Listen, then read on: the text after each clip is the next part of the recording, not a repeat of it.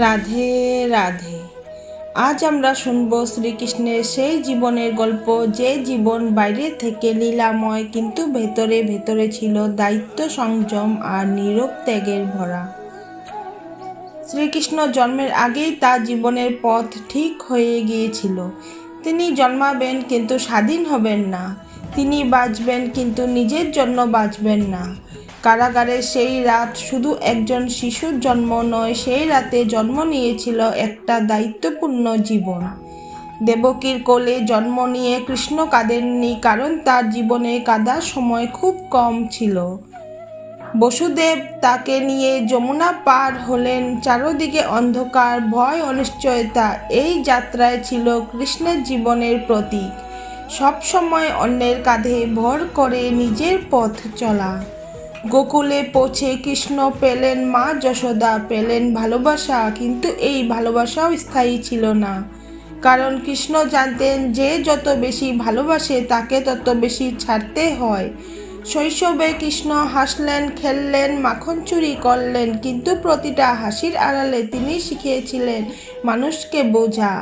তিনি দেখেছিলেন ভয় কেমন করে মানুষকে নিষ্ঠুর বানায়। কংসের ভয়, মানুষের ভয়, ক্ষমতা হারানোর ভয়। কংসকে বধ করার পর সবাই ভেবেছিল এবার বুঝি কৃষ্ণ শান্তি পেলেন। কিন্তু সত্যি কথা হলো, সেই দিন থেকেই তার জীবনের ভার আরও বেড়ে গেল। মথুরার মানুষ তাকালো তার দিকে, যাদবরা তাকালো, রাজনীতি তাকালো। কৃষ্ণ বুঝলেন তিনি আর শুধু কারো সন্তান নন, তিনি এখন সবার ভরসা। তিনি দ্বারকা গড়লেন তিনি নিজের জন্য নয়, অন্যদের নিরাপত্তার জন্য। একজন ভগবান হয়েও তিনি নিজের জন্য একটা নির্ভর জীবন রাখলেন না। মহাভারতের সময় এলো। এই সময়টা ছিল কৃষ্ণের জীবনের সবচেয়ে কঠিন অধ্যায়। তিনি জানতেন যুদ্ধ মানে ধ্বংস, তবু তিনি যুদ্ধ এড়াতে শেষ পর্যন্ত চেষ্টা করেছিলেন। দূত হয়ে হস্তিনাপুরে যাওয়া কৃষ্ণের জীবনের সবচেয়ে বড় অপমানের দিনগুলোর একটি। তবু তিনি মাথা নিচু করেননি, কারণ কৃষ্ণ জানতেন অহংকার ভাঙতে গেলে নিজেকে ছোট করতে হয়। যুদ্ধ শুরু হলো। কৃষ্ণ অস্ত্র তুললেন না, তিনি সারথি হলেন। কারণ কৃষ্ণের দর্শনে সবার সামনে থাকা বড় কথা নয়, সঠিক পথে রাখা বড় কথা। গীতার কথা কেবল অর্জুনের জন্য ছিল না, ওটা ছিল কৃষ্ণের নিজের জীবনের সারাংশ। তিনি নিজেও কর্ম করেছেন, ফল ছেড়ে দিয়েছেন।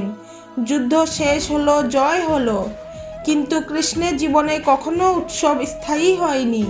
শেষ জীবনে তিনি দেখলেন যাদবদের অহংকার নিজেদের মধ্যেই ধ্বংস ডেকে আনছে। তিনি জানতেন এই ধ্বংস ঠেকানো যাবে না, তবু তিনি কাউকে অভিশাপ দিলেন না। বনের মধ্যে একা বসে তিনি জীবনকে মেনে নিলেন, কোনো অভিযোগ ছাড়া, কোনো অপেক্ষা ছাড়া। কারণ কৃষ্ণের জীবন আমাদের শেখায় সব ঠিক হয়ে যাওয়াই মুক্তি নয়, সব মেনে নিতে পারাটাই মুক্তি। শ্রীকৃষ্ণের জীবন আমাদের শেখায় ভগবান হওয়া মানে সব কিছু বদলে দেওয়া নয়, অনেক সময় সব বোঝা বয়ে নেওয়া। তিনি দেখিয়েছেন ভালোবাসা মানে আটকে রাখা নয়, প্রয়োজনে ছেড়ে দেওয়া। তিনি দেখিয়েছেন নীরবতা দুর্বলতা নয়, নীরবতা গভীর শক্তি। কৃষ্ণের জীবন তাই পুজোর গল্প না, এটা মানুষের মতো হয়ে মানুষকে পথ দেখানোর গল্প। জীবন মানে সব সময় আনন্দ পাওয়া নয়, জীবন মানে অনেক সময় নীরবে দায়িত্ব বহন করা। তিনি দেখিয়েছেন সব প্রশ্নের উত্তর চিৎকার করে দিতে হয় না, কিছু উত্তর নীরবভাবে বেঁচে দেখাতেই হয়। শ্রীকৃষ্ণ কখনো বলেননি আমাকে অনুসরণ করো, তিনি শুধু নিজের জীবন দিয়ে দেখিয়েছেন কেমন করে চললে মানুষ হওয়া যায়। তিনি রাজা হয়েও নিজেকে রাজা সুলভ করে তোলেননি, ভগবান হয়েও নিজেকে মানুষের থেকে আলাদা করেননি। এটাই সবচেয়ে বড় শিক্ষা। বড় হওয়া মানে দূরে সরে যাওয়া নয়, বড় হওয়া মানে আরও কাছে আসা। শ্রীকৃষ্ণ আমাদের শেখান ভালোবাসা মানে অধিকার নয়, ভালোবাসা মানে স্বাধীনতা। যাকে ভালোবাসো তাকে আটকে রেখো না, তাকে শক্ত করে দাঁড়াতে শেখাও। তিনি দেখিয়েছেন সব যুদ্ধ অস্ত্র দিয়ে জেতা যায় না, কিছু যুদ্ধ ধৈর্য, বুদ্ধি আর সহানুভূতি দিয়ে জিততে হয়। কৃষ্ণ অস্ত্র তুললেন না, তবু ইতিহাস বদলে দিলেন।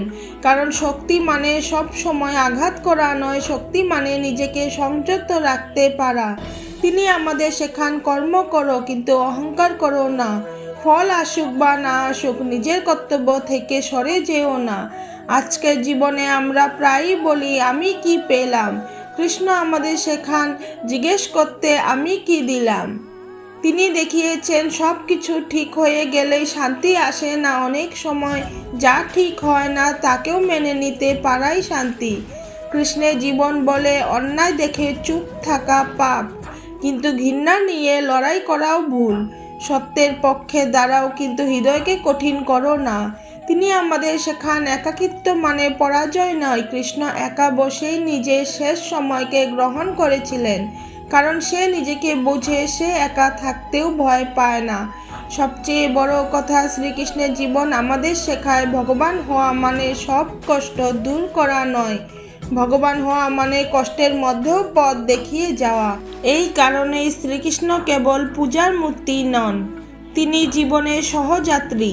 যখন আমরা ভেঙে পড়ি, যখন পথ হারাই, তখন তার জীবন আমাদের চুপচাপ বলে, ভয় পেও না, কর্তব্য করো, বাকিটা সময়ের হাতে ছেড়ে দাও। রাধে রাধে। প্রিয় ভক্তগণ, আপনাদের যদি এই কাহিনী ভালো লেগে থাকে তাহলে অবশ্যই লাইক করুন এবং কমেন্টে লিখুন রাধে রাধে। এবং এমন আরও ভক্তিমূলক গল্প পেতে আমার চ্যানেলটি সাবস্ক্রাইব করুন।